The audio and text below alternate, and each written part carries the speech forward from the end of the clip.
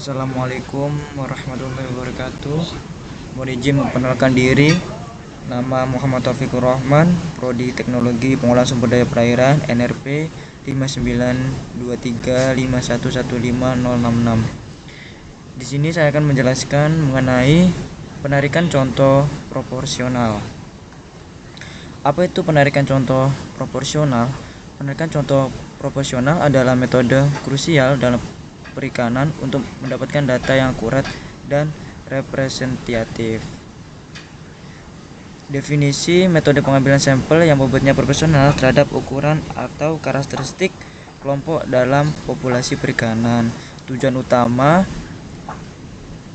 mendapatkan data yang sangat representatif untuk analisis stok ikan dan pengolahan sumber daya yang berkelanjutan.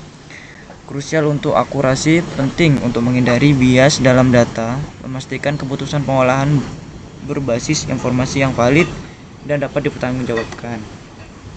Mengapa penarikan contoh proporsional itu penting? Metode ini bukan hanya tentang angka, tetapi tentang masa depan perikanan. Dengan data yang proporsional, kita dapat menjamin akurasi pengukuran, memastikan hasil tangkapan dan kondisi stok ikan terukur secara tepat, merepresentasikan realitas ekosistem.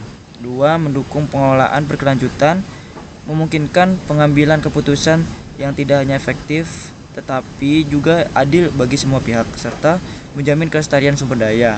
Yang ketiga, mencegah penangkapan berlebihan atau overfishing. Dengan data valid, kuota tangkapan dapat diatur secara ilmiah, melindungi populasi ikan dari eksploitasi yang berlebihan. Yang keempat, meningkatkan kepercayaan. Basis data yang transparan dan akurat membangun kepercayaan antar pemerintah, nelayan, dan komunitas ilmiah. Selanjutnya, studi kasus efektivitas alat tangkap provinsi di Banten. Kita ambil contoh dari provinsi Banten. Analisis mendalam terhadap data perikanan di Banten mengungkapkan disparitas signifikan antara alat tangkap efektif dan tidak efektif. Alat tangkap efektif contohnya payang, produksi rata-rata 280,560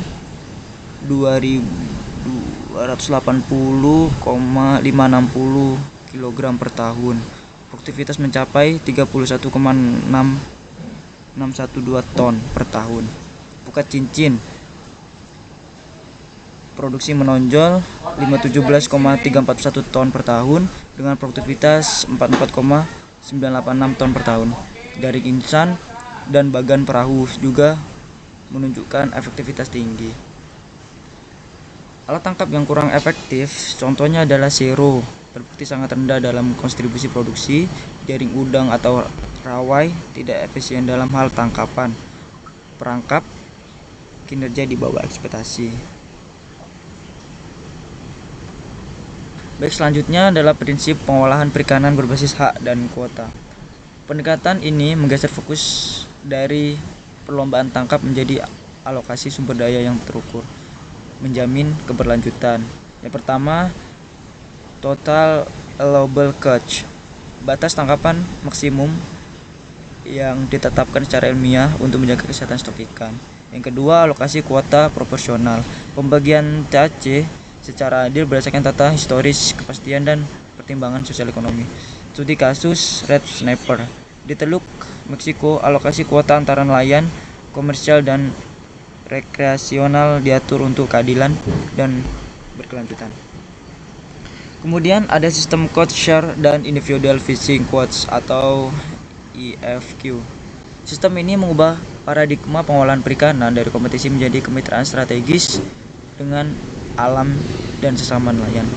Yang pertama, hak tangkap profesional. Nelayan diberikan bagian yang jelas yang dapat diperdagangkan dari total tangkapan yang diizinkan. Yang kedua, mendorong konservasi. Kepemilikan jangka panjang atas stok ikan menginspirasi nelayan untuk menjaga kelestarian sumber daya karena masa depan ekonomi mereka terikat pada kesehatan ekosistem. Yang ketiga, mengurangi perlombaan tangkap, menghilangkan tekanan untuk menangkap ikan sebanyak mungkin dalam waktu singkat sehingga mengurangi praktik penangkapan yang merusak dan meningkatkan kualitas hasil tangkapan. Meningkatnya stabilitas ekonomi. Dengan kuota yang jelas dan dapat diperdagangkan, nelayan dapat merencanakan operasi mereka lebih baik, mengurangi ketidakpastian pendapatan dan meningkatkan keuntungan jangka panjang. Selanjutnya yaitu metode pengambilan sampel proporsional dalam praktek. Penerapan sampling profesional membutuhkan strategi yang terencana dan aktif untuk memastikan representasi yang akurat.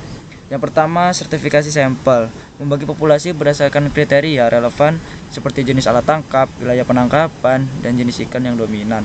2. Pembobotan berdasarkan data. Menggunakan data historis produksi dan produktivitas dari setiap peserta untuk menentukan bobot sampel, memastikan proporsionalitas. Ketiga, validasi lapangan. Melakukan sampling profesional langsung di lapangan. Seperti studi kasus di Banten untuk memverifikasi aktivitas alat tangkap dan kondisi stok. Yang keempat, integrasi teknologi. Memanfaatkan teknologi seperti GPS, aplikasi pencatat data, dan citra satelit untuk akurasi dan efisiensi pengumpulan data. Selanjutnya adalah tantangan dan solusi dalam perikanan. Contoh profesional, yang pertama tantangan umum. Data historis seringkali tidak lengkap atau tidak akurat. Yang kedua, konflik kepentingan, persaingan, dan ketidaksepahaman antar kelompok nelayan mengenai alokasi kuota. Yang ketiga, keterbatasan sumber daya, kurangnya dana, tenaga ahli, dan infrastruktur untuk pengumpulan data yang komprehensif. Adapun solusi strategis, yang pertama, penguatan pencatatan. Mengembangkan sistem pencatatan yang mudah digunakan dan terintegrasi untuk nelayan. Yang kedua, transparansi. Membangun platform data terbuka yang mudah diakses dan dipahami oleh semua pihak. Partisipasi nelayan, melibatkan nelayan dalam proses pengambilan data dan pengambilan keputusan untuk meningkatkan rasa kepemilikan dan kepatuhan. Berikut adalah visualisasi perbandingan produksi alat tangkap efektif dan tidak efektif. Baik, untuk kesimpulan dan rekomendasi, pentingnya data akurat. Penarikan contoh profesional adalah fondasi kunci untuk pengolahan perikanan yang berkelanjutan dan adil. Kolaborasi multi stakeholder, sinergi antara pemerintah, nelayan, dan ilmuwan esensial untuk implementasi optimal. Selanjutnya ada investasi teknologi dan edukasi. Kunci masa depan perikanan Indonesia terletak pada penguatan sistem pengumpulan data dan kapasitas nelayan. Mungkin sekian yang bisa saya sampaikan. Semoga bermanfaat dan terima kasih. Oh, bisa